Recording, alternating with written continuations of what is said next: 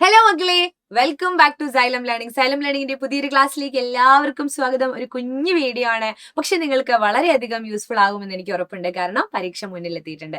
ആദ്യത്തെ അടിസ്ഥാന പാഠാവലിയിലെ മലയാള സെക്കൻഡിൽ ആദ്യത്തെ പാഠം ഗ്രാമശ്രീകളാണ്. അപ്പൊ ഗ്രാമശ്രീകൾ എന്ന് പറയുന്ന കവിത എഴുതിയത് ആരാണ്? പരീക്ഷ ചോദ്യമായിരിക്കാം.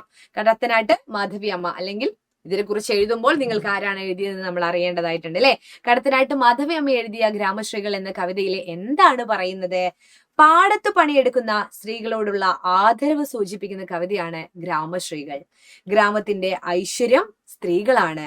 കേരളത്തിന്റെ കാർഷിക സംസ്കാരം വിളിച്ചോതുന്ന കവിതയാണ് ഗ്രാമശ്രീകൾ. അധ്വാനത്തിന്റെ മഹത്വം വിളിച്ചോതുന്ന കവിത.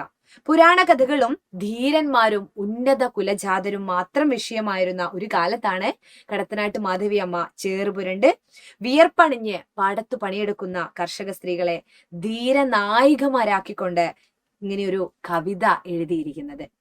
അതുപോലെ നാട്ടിൻപുറത്തിന്റെ നന്മയും ജീവിതത്തിന്റെ പൊരുളും കൊണ്ട് ശുഭാപ്തി വിശ്വാസം മുഖമുദ്രയാക്കിയ എഴുത്തുകാരിയാണ് കടത്തനാട്ട് മാധവി അമ്മ.